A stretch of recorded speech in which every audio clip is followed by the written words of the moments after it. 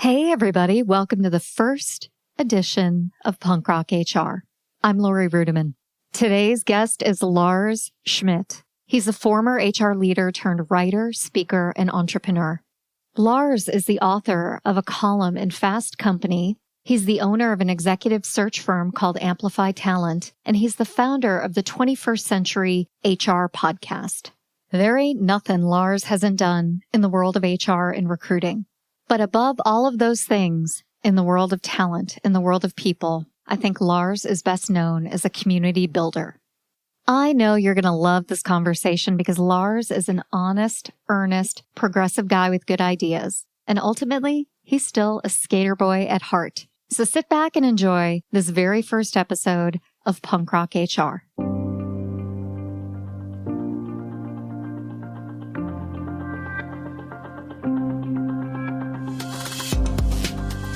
You know, I'm having you on here today to kick off Punk Rock HR to talk about real things and real issues in the world. And one of the things that's very evident to me is that you have this awesome podcast that's kicking butt and taking names. And I want to talk about that. So tell us a little bit about your podcast and maybe why you started it. Yeah, so the podcast is 21st Century HR. I started it, so I'll rewind to the beginning of last year. I started writing a year-long series in my Fast Company column on 21st Century HR. So basically what I wanted to do is I talked to my editor. I was like, I want to spend a year just spotlighting modern practices, companies, leaders that are kind of pushing the boundaries of HR and moving the field forward. Editor was down. He was like, great, let's do it. So I started writing that. And then as I wrote a couple posts, I started thinking there's a limit to how deep you can go in 1,000 words, which is typical length of a Fast Company post. And so I was like, you know what? I was like, if I have a podcast, I can do interviews that are connected to the stories that I'm writing, and I can embed those podcasts at the bottom of the story. So if a reader wanted to go deeper, if they wanted more depth kind of context to the story, they could listen to the podcast and get that. And so literally, and I joke about this, from the moment I had that thought, right, the very first time that thought entered my head, within 24 hours, I had the website, I had everything syndicated, I had it built. I was just like, okay, go. And yeah, so it started off,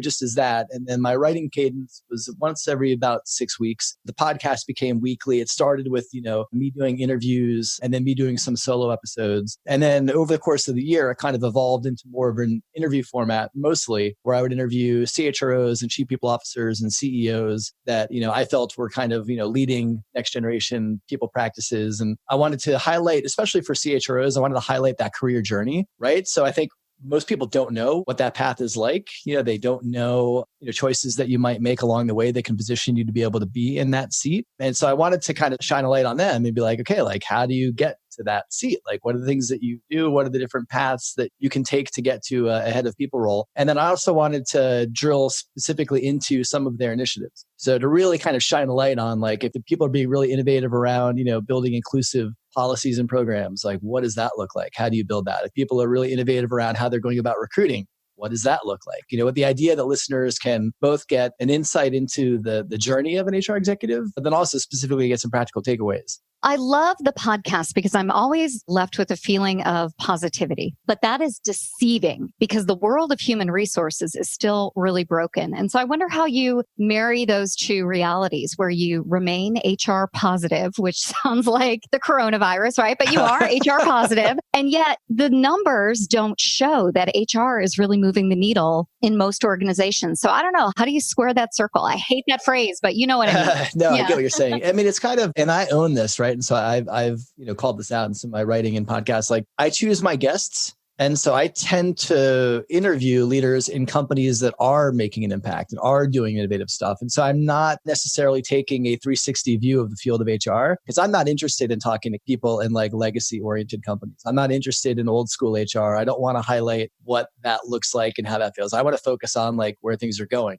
And so I think I have the benefit through that of talking to leaders that are working at some really progressive companies and making an impact. I'm on the rosier side of the field, and that allows me to be more HR positive, as you mentioned. But I think part of it also is it's interesting, some of the episodes, and I've been thinking about this a lot as I'm writing this book, now writing a book, 21st Century HR, based on the podcast. But it's some of the conversations get into things like mental health and depression and suicide and infertility. I want to talk about that because your last podcast with Colleen, I can't remember her name, but from Credit Karma, the one that just most recently aired. Yeah, Colleen McCreary. Yeah. Oh, Colleen McCurry. We'll have a link to that in the show notes. She talks a little bit about burnout. And one of the things that's interesting to me is that the tenure of a chief people officer, a chief HR officer has really not changed over the past decade. At most, it's 36 months. And regularly, it's shorter than that. I mean, HR professionals have been burning out in all kinds of environments. So I was interested in her take on that and interested in yours. So what'd you learn from Colleen? And what do you think about the idea of this position of HR still burning people out?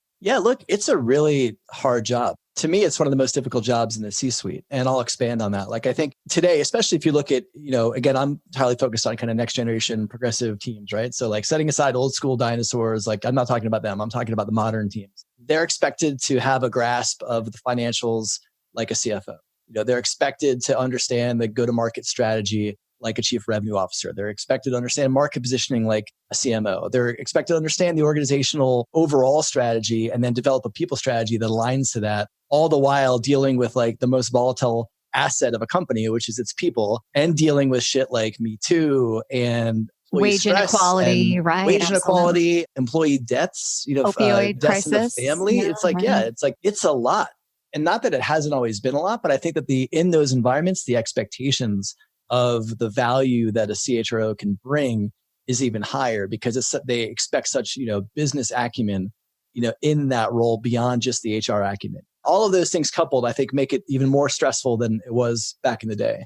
So I love that answer, but I want to know if the chief people officer is required to understand all of these elements of the business. Why aren't other business owners required to own the people aspect of their business? Why does that shit still come to HR? Like, we don't say to the chief marketing officer, you're actually the head of HR for marketing. We don't say to the head of sales, you're responsible for the behaviors and the compensation practices of the sales organization. And yet we say to HR, you've got to know sales, you've got to know marketing, you've got to know analytics. So talk to me a little bit about maybe the unrealistic expectations. And is it sexism? Like, I always go back to that because usually the head of people is often the mom figure of the company. Pace of change in the world of business is fast, and that drives incredible complexity for the world of human resources. Welcome to the HR Data Lab's Brown Bag Lunch, a series of conversations with experts inside and outside the world of human resources on how to innovate, measure, and evolve our practices. Our goal is to help provide you with practical examples of how HR has to change and to meet in this complex business environment. Every week, we'll talk to new and different voices on all aspects of human resources. And guess what? You get to chat with us live. Live? So they can answer questions or they can ask us questions. They can ask, they can answer, whatever they want. They get to talk with us live. That's awesome. Sometimes we geek out on the data and technology that underlie the processes that drive the world of HR. But the conversations are always insightful and fun. So please enjoy the HR Data Lab's Brown Bag Lunch. Yeah, it's interesting. I would kind of push back on that and say, if you look at modern companies, that is what's happening. So this is, to me, one of the big distinctions between old school HR and new school HR.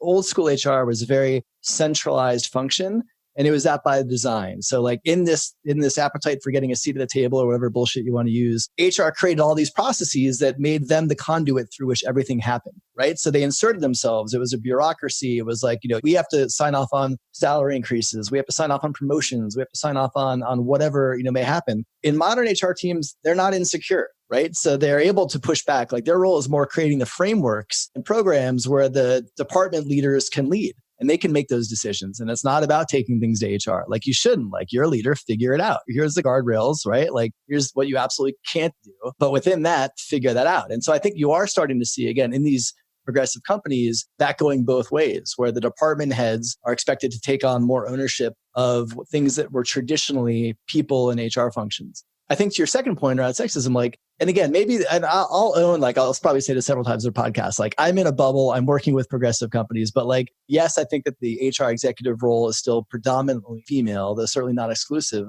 But I think the expectations are just different. It's not like, this isn't the department to create our holiday party. They don't view it, this is like, Robin Schooling had a great post after Jack Welch passed about some of his quotes that he used to call HR the picnic and parties function. Like, that's not the expectation anymore in these leading companies. I think a little bit about what you've said, and it's really compelling to listen to this aspirational idea of the 21st century HR department. But is that like 20% of HR as it exists today globally, or is it more than that? Like, how does this shake out in the real world? Yeah. I mean, honestly, I'd say less. I'd say it's probably closer to 10%. Wow. Right now from what I've seen. The vast majority, HR is a spectrum. So you have, this kind of 10% is at the leading edge, probably 10%, if not maybe 20%. Is that like the personnel level, like still super old school? Yeah. And then you have this big, group in the middle. And I think that middle group, they want to innovate, they want to progress, but I think a lot of them need leadership. They need guidance. They need permission.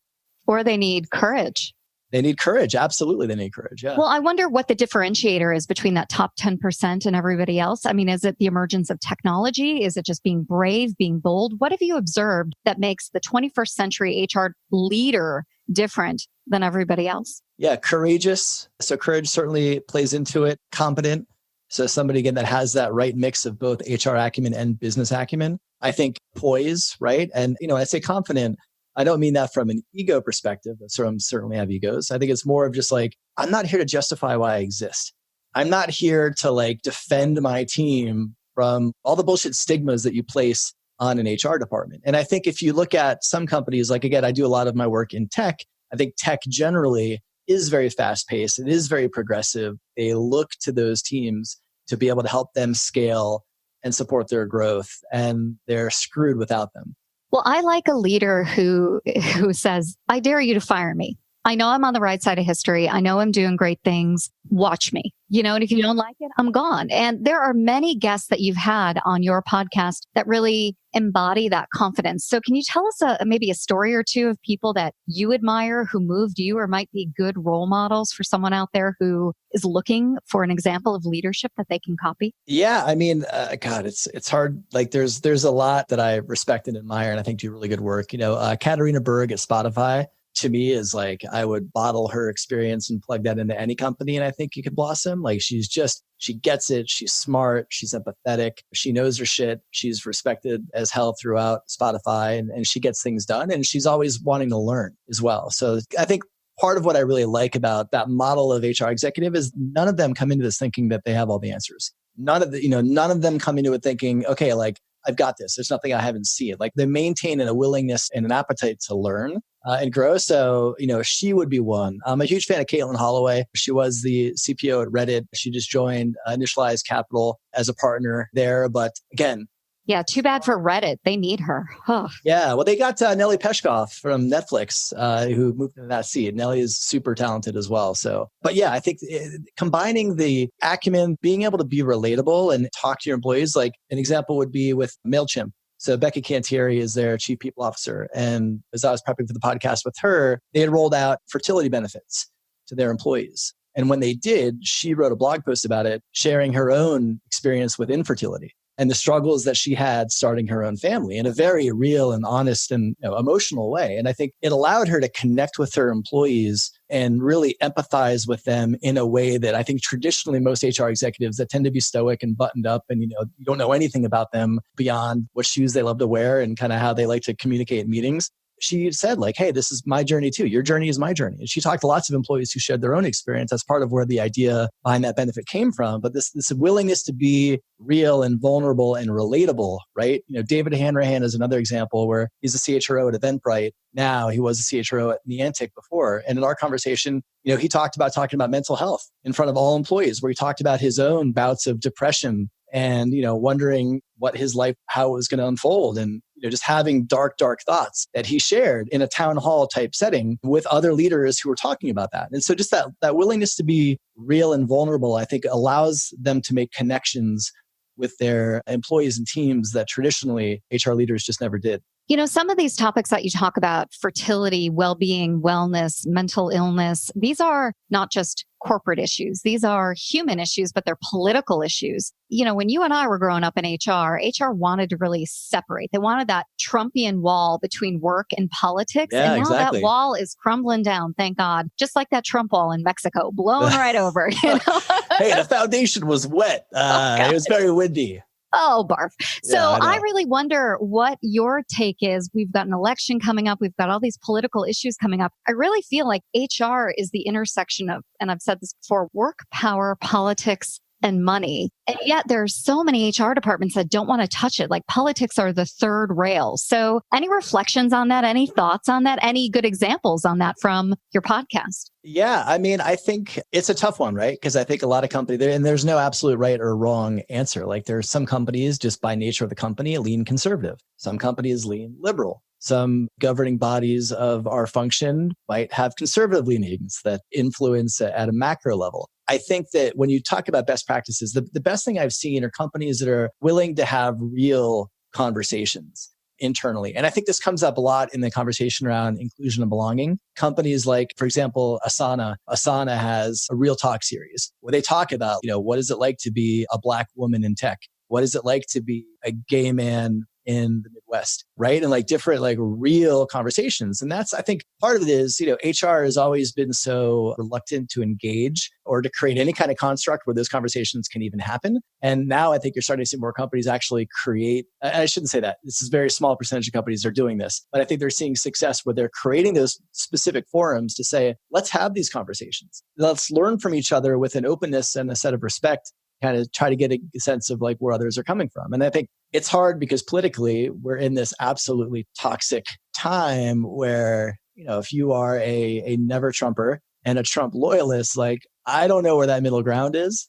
Well, and there's nobody who's really bringing the two together. And that's what I worry about with this HR community. You have these great companies who are well networked within themselves. And then you have the rest of America trying to figure out the world. And then you have people like you and me who are trying to be a resource to all different HR professionals. You're talking to the elite, but you're also talking to everyday HR leaders. You put together this coronavirus resource. So for me, I think like the government should put together a coronavirus resource list for HR professionals, but here you are doing it. So tell us about the list and tell me why you did it. Leading a growing business, it's like building a plane while flying it. Team building, decision-making, and scaling all at once. At CPO Playbook, we get it. That's why our podcast, ranked in the top 10% worldwide, tackles the toughest leadership challenges with insights to help you lead smarter and grow faster. Tune into the CPO Playbook podcast because leadership doesn't come with a manual, but we're pretty close.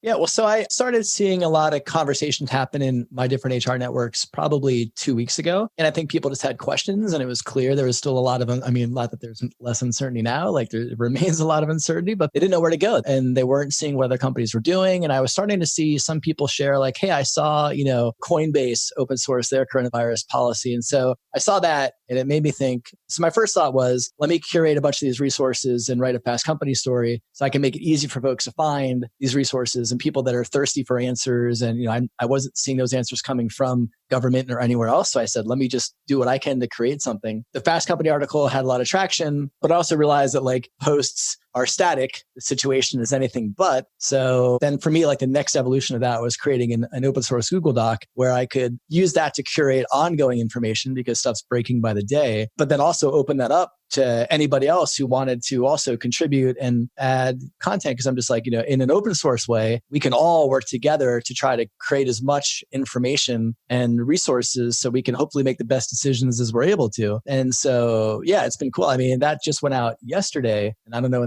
exactly when this is going to air. So yesterday is not a relevant term, but it went out the middle of this week. Who cares? Yeah. And yeah, exactly. And it's had tons of traction. And so, LinkedIn is going to share it, with their network, and Culture Amp and some other, vendors are starting to share it. And my aim is just like, we're kind of in uncharted territory here. Like we have the potential to become indefinite uncharted territory. So whatever we can do as a community to kind of come together and open up our own playbooks. It's very similar to the HR open source ethos, like whatever we can do to bring people together and share how they're approaching it, what they're doing, what they're learning, and have a centralized, updated, crowdsourced resource. We're all more informed and hopefully that can help us make better decisions for our companies. Well, we'll include a link to that in the show notes. And it just reminds me that the way you and I met was through this act of just like, let's get it done. Let's connect, right? And that's kind of been the attitude that you've shared and has inspired me. But maybe we should tell people how we met. Do you want to tell that story? I love hearing it from you.